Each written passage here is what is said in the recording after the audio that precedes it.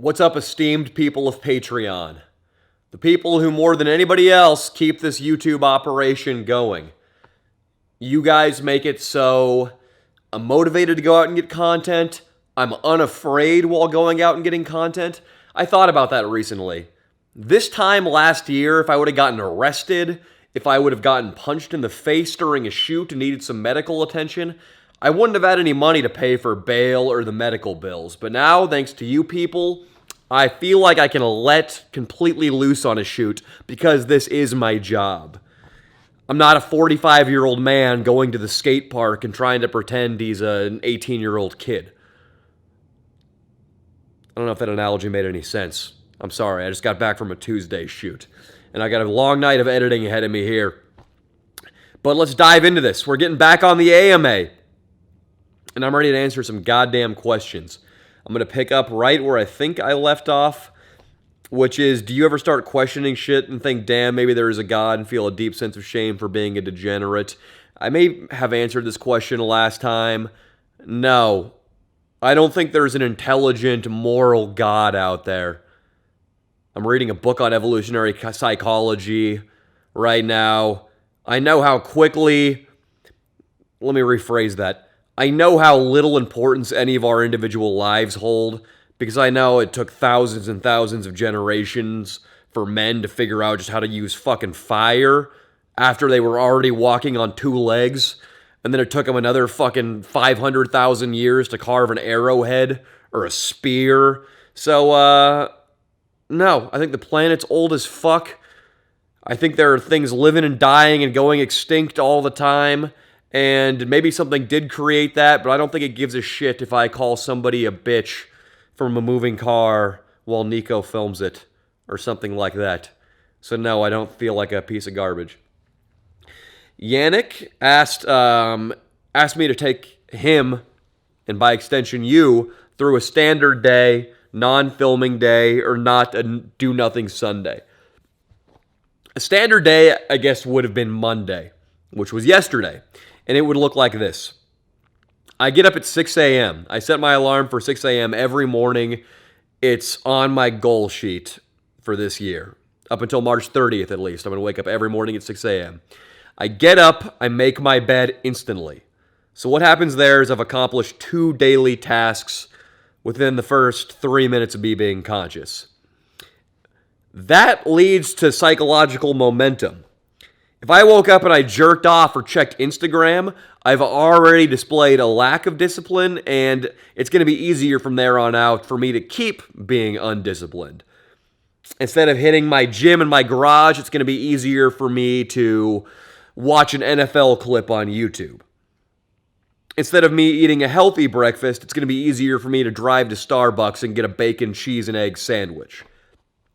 After I made my bed, so now we're at 6:05, I go to my kitchen, make a cup of coffee, and I make a breakfast consisting of grass-fed ground beef, asparagus, broccoli and cauliflower, peanuts, and some riced cauliflower for base. I know that's oddly specific, but I'm not making a joke. That's actually what I eat every morning. So I'm trying to put on some weight from lifting, so I want a protein-heavy breakfast. And your mind needs protein as fuel in the morning. While I'm making breakfast, which usually lasts from, again, 6:05, 6:10 until about 6:45, if I'm really dragging ass until almost 7 a.m., while I'm doing that, I'm usually listening to Loveline with Adam Carolla and Dr. Drew, Howard Stern clips, or Opie and Anthony clips. Occasionally, I'll review the Leo and Danny show episode. I'll listen to those back and see how my performance was. Radio comedy is my secret weapon. I've said that a lot before. There are so many opportunities during the day, though, when I'm driving, when I'm cleaning my room, when I'm making breakfast, where I can be listening to the funniest people in the world be at their best on those radio shows. And I feel like for a lot of people, studying comedy has to be sitting down and watching a special, which I do that too, but I can get such a leg up on the competition just by filling all my downtime, or all my time when my mind is free and I'm doing something with just my hands. I can fill all that space with really good content. And to me, the best audio comedy content, it's not Joe Rogan. It's not any barstool, shitty, new modern podcast. It is Opie and Anthony. It's Adam Carolla on Loveline, and it's Howard Stern. More specifically, Howard Stern back in the day, the first decade of the 2000s and the 90s. After I'm done with that, I like to sit down and write, but some days I go right into editing. I like to use my fresh mind for writing because I feel better about, how should I say this? Writing is a more elevated task in my mind than editing. I feel like the writing is the sacred thing and the editing is more my day job, is how I look at it. Or it's something I can do later at night. It's a little more, it requires less mental calories. Requires fewer mental calories. So I like to wake up, write first, and then after I'm done writing, maybe study a little bit of comedy. Watch some stand-up comedy. Watch an episode of The Simpsons, an episode of The Man Show, some Todd Barry stand-up. Today I was watching Richard Jeni, who's an old school comedian who I heard Dave Attell praising, and Dave Attell is one of the gods, so I knew I had to check him out, and I watched Richard Jeni, and he's been excellent. Usually older comedians from the 90s and 80s don't hold up as well, but I've been loving what I've seen from him. On Mondays and Wednesdays, I have improv at 10 a.m., so that means I need to leave my house. This is where I live. That showed you nothing by pointing that out the window. At about 9 a.m., I drive to improv class. Improv lasts from 10 a.m. until 1:30. It's a long class, and it takes a tremendous amount of mental energy because not only are you a little stressed about having to perform, you also have to pay attention to the notes our instructor is giving other kids while they're performing because that teaches you about comedy. Improv has helped me so much this year. I'm starting to learn these hidden tools of comedy. That comedy isn't all about making a joke or getting a chick to pull out her titties. It doesn't need to be a setup and a punchline. Comedy and laughter can be produced from something as simple as recognizing patterns. And I'm starting to see that based on what my instructor says or observing when I laugh in response to an improvised scene I'm seeing. Things like a callback of an earlier item in the scene. For example, there was a scene that was going on in our class recently where a kid said he loved his wife in the scene because of her smooth skin, her beautifully painted nails, and her long flowing hair. And at the end of the scene, after they started fighting, he said, now your skin's starting to look wrinkly and your nails are starting to look cracked. And I'm seeing split ends in your hair. And the class erupted in laughter because he was able to summon back 3 specific things from the beginning of the scene. That's not a joke, really. That's not a setup and a punchline that has some missing information that cues an involuntary laugh response. It's just a pattern that's been brought back. And improv has taught me a lot of that. I just filmed today a little 1-hour segment out in the streets of Los Angeles, and it was purely improvised, and everything I was doing was based off stuff I've learned in improv class. So I get out of improv at 1, drive back through LA traffic, get home around 2:30, completely brain dead because, again, improv takes a lot of mental energy. In that class, you really have to pay attention. If I can, I'll meditate before we go podcasting. I have so much shit in my head, from merch to Patreon to editing to filming to writing, that it can stress me out, and I need to be able to focus on one thing, and meditation helps train my brain to do that. I'll try to meditate, get a quick workout in our gym, go for a run. Now it's 3:30, eat some food, and it's almost time to podcast. The Leo and Danny show we recorded about 4:30 or 5 o'clock on Mondays. I'm exhausted at that point, but I try my best to be present and funny. We get done podcasting at around 7 p.m. I tie up some loose ends, put the clips in place for the podcast, send out the thumbnail materials for it, and then shower, start reading the evolutionary psychology book I read before bed now, fall asleep usually about 8:39, sleep 8 to 9 hours, wake up at 6 again. I'm a pussy with sleep. I love to sleep 8 to 9 hours. I can be a hard ass and sleep 5 hours and still get up and function, but I don't feel good doing it, and doctors don't recommend I do it. So I sleep 8 to 9 hours. There we go. Next question. Would you take a whiff of Fan Jerry's ass for $50? Yeah, it would be unpleasant, but I'd take $50. That's a good deal. Beatles or Stones? I answered this question in a live stream once. I said Stones. I stand by that. The jump in recording techniques from the 60s to the 70s was massive. You listen to an album from the 70s and it sounds like it could have been put out in 2011. You can't tell the difference, but you listen to some of the early Beatles records and they sound like oldies. The Beatles, through experimentation in the studio, had a lot to do with that big leap forward in recording equipment. Their experimentation with tape loops on things like I'm Only Sleeping with the backward guitar solos, John Lennon's swirling vocal effect on Tomorrow Never Knows. They helped bring the studio into the modern era of the 70s. But the consequence of that is their stuff doesn't sound as great to me on record as a Stones record. Sometimes I like to listen to the anthology Beatles where it's just John or Paul with an acoustic guitar, and I prefer that to their actual records. I think the Beatles are a more important band. They're a greater band. But fuck if I don't like to listen to the goddamn Rolling Stones, dude. Charlie's a way better drummer than Ringo. He's probably the best drummer in the world. Keith Richards is a better guitarist than George Harrison. Mick Jagger's not a better singer than John or Paul.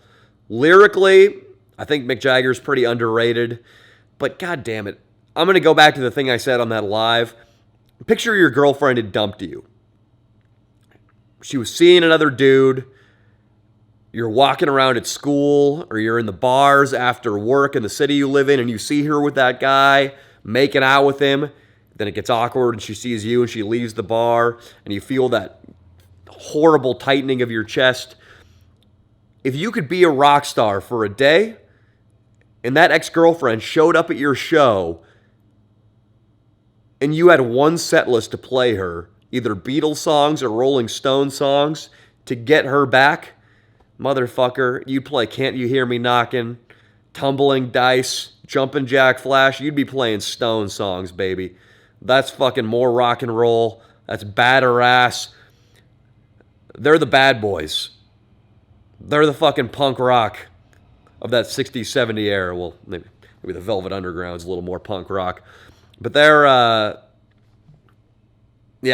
just cooler, for lack of a better term. So I'm going to go with Stones right now. Have you ever tried LSD? No. And I've aged out and I'm afraid of it. What's your favorite submission in BJJ aside from that trusty rape choke? That's from Corey. What's up, Corey? Triangle choke is my best choke. It's my go-to. I have the long legs. I got a million setups for it. My favorite choke is the Darce choke. I used it on Iggy in Slab City. I like it because I can feel the squishy part of the person's neck along the blade of my forearm. And when you have it in, you know it's fucking there, and there ain't an angel in heaven that can come down and save that person. They're going to sleep.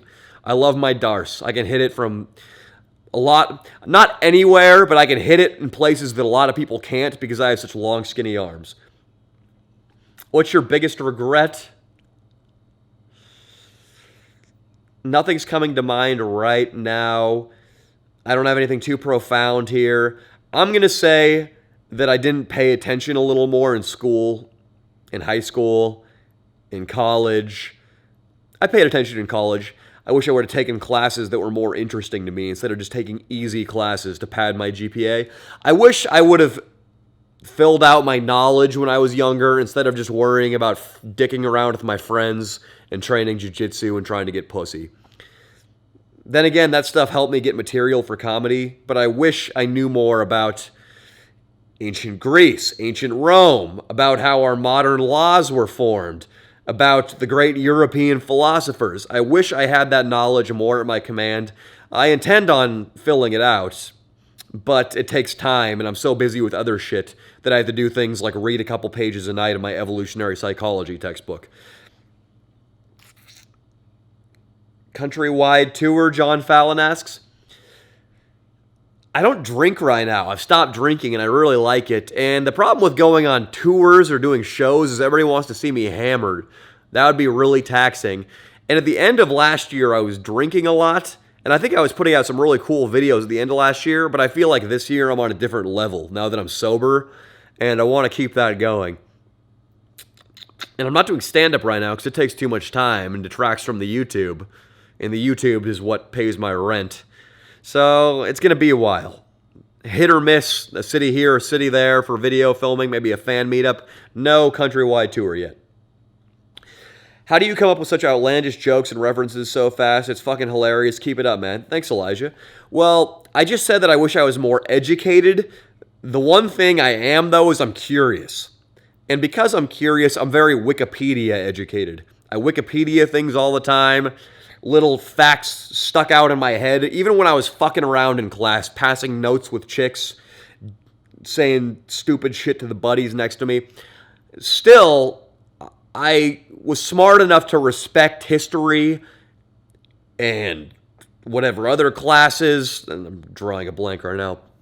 Not sounding too intelligent. But when I heard a fact that resonated with me, I would retain it and like it. So a lot of that shit's still floating around back here somewhere, and I'm able to recall it quickly enough for jokes sometimes. But it's not easy, man. Making funny jokes, I have to be well-rested, healthy, mentally present, which is why meditation helps me. A key, Elijah, this isn't really answering your question, but a key to humor that I've learned in improv is it's all about listening. You hone in on the specific things that somebody says that are strange or don't really make sense, and you attack those with your jokes. And so maybe that's why it seems like I'm really quick sometimes. I'm really just honing in on something somebody said instead of just staying in my head waiting for my turn to talk so I can throw out a joke. I'm listening, or I'm trying to at least. I love the way Bennett May says, I love the way you infiltrated the Orangeville Parade by legitimately registering for it as the Sacramento social media marketers. Have you thought about registering for any more public events for a Torment video or to Torment for a video? I would like to, Bennett, but it's tough, man. It's thinking of videos, you have to balance what's going to be cool, what's going to be fresh, what's going to be exciting, but also what's realistic to get done in a day and what's realistic to plan in a week. It's tough for me to be scanning the Los Angeles social event calendar and finding events and calling up and making up backstories and staying in touch and getting fans on board. It's just, there's a show called Nathan For You on Hulu, or was on Comedy Central, that I really respect and love, but they only put out 8 episodes a season. It's similar to my channel, but with a much higher budget.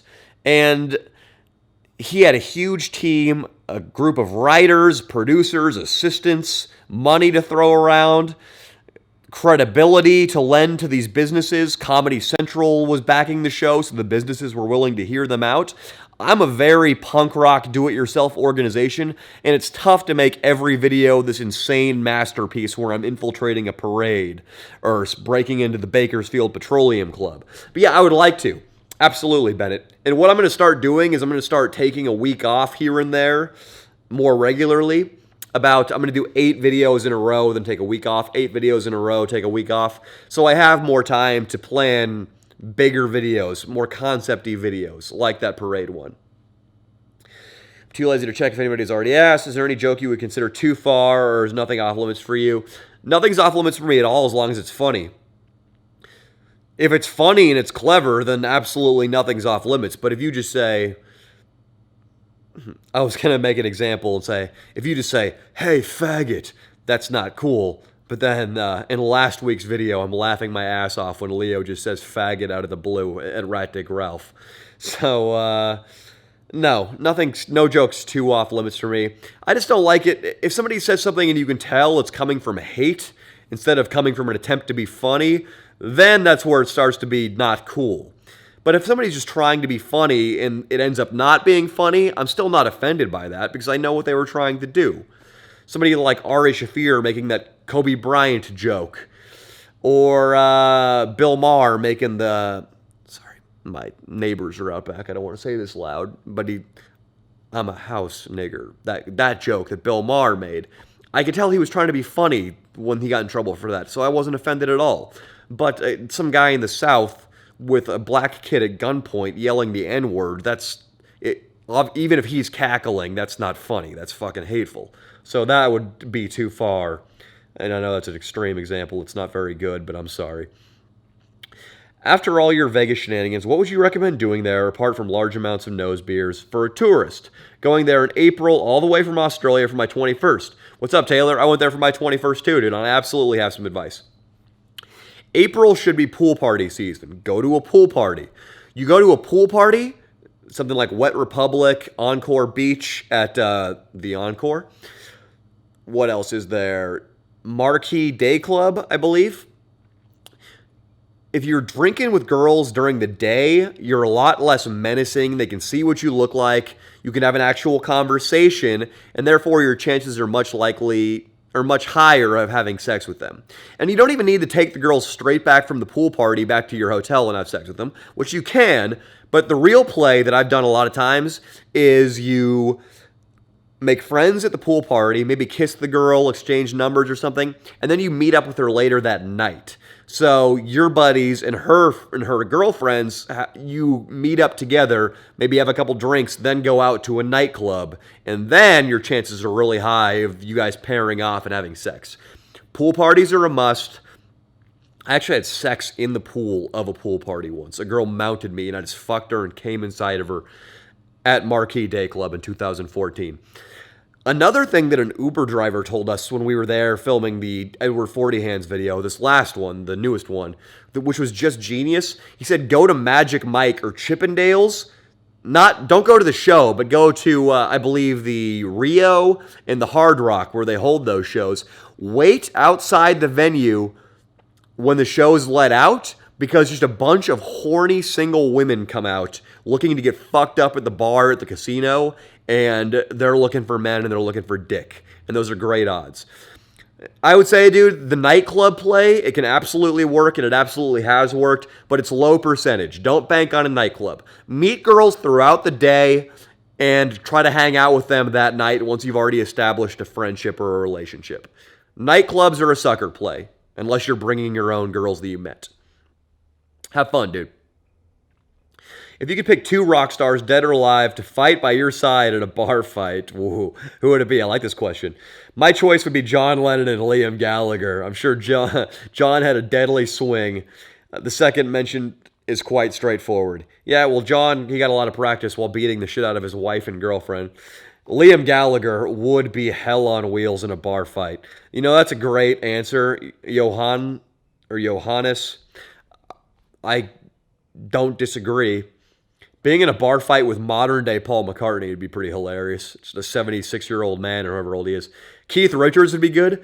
There's a story I was thinking about today in the book Life by Keith Richards, his autobiography, where he's in a bar in New York, and the DJ in the bar sees Keith Richards walk in, and the DJ starts immediately playing Rolling Stones songs on repeat. Brown Sugar, Satisfaction, just keeps pumping out Rolling Stones hits and nothing but Rolling Stones hits. Keith Richards starts to get a little pissed off. He can tell what's going on. He goes up to the DJ. Hey, man, you want to cut it out a little bit? The DJ's like, yeah, sure, man, no problem. Jumpin' Jack Flash comes on the second Keith Richards sits down. Keith Richards gets back up, walks over, and just goes over and punches the guy out. I love that story, and it makes me want to be in a bar fight with Keith Richards. Goda? Sorry, I'm having trouble with your name. You're fucking awesome, dude. I'm going through some shit in life right now, but watching your videos makes my day. Thanks, man. I appreciate that. That makes me feel better about trying hard on my shoots, which I always do. You remind me of Hank Moody's character in Californication. Have you ever thought about writing? I do. I wrote books, dude. That's how I started out. And I was influenced by Hank Moody's character in Californication. I wrote 3 books. They're up on Amazon. Ebooks only. Just search Danny Mullen. You'll see him. And Hank Moody's character in Californication is based on Charles Bukowski. Women is my favorite Bukowski book. Check it out. Charles Bukowski. If you want to get into the head of that Hank Moody character. And David Duchovny, who plays Hank Moody, actually wrote his own book recently. I think he's got 2 now. Have you ever tried DMT? Nah, I'm a pussy, man. What's your biggest regret? I answered that earlier. I'll try to think if there's another one.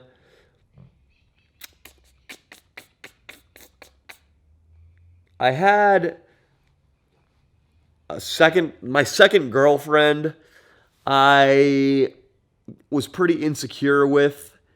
She told me she fucked a dude with a huge cock, happened to be black. That wasn't the reason I was mad. It was just because he had a huge penis and it made me feel insecure. And I was a little insecure bitch after that, and I started cheating on her out of insecurity, and I regret that because she was a good girl. I regret getting upset about her having sex with another guy at some past point when we weren't together. That was lame. But men in their 20s are insecure.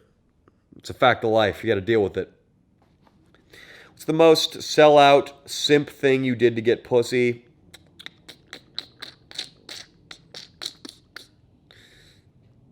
I spent money and got a hooker. That's kind of selly-outy. I don't know. I hooked up with my high school friend. In high school, the first girl I ever ate out, she was a good buddy of mine's girlfriend. He always treated me kind of like shit, though, and wasn't very respectful. And in retrospect, I was his little bitch, so I don't feel so bad. But it wasn't a cool move. I was 15 and a fucking half, though, and shit-faced drunk. Like, how was I going to turn down the first pussy of my life? So that's my answer.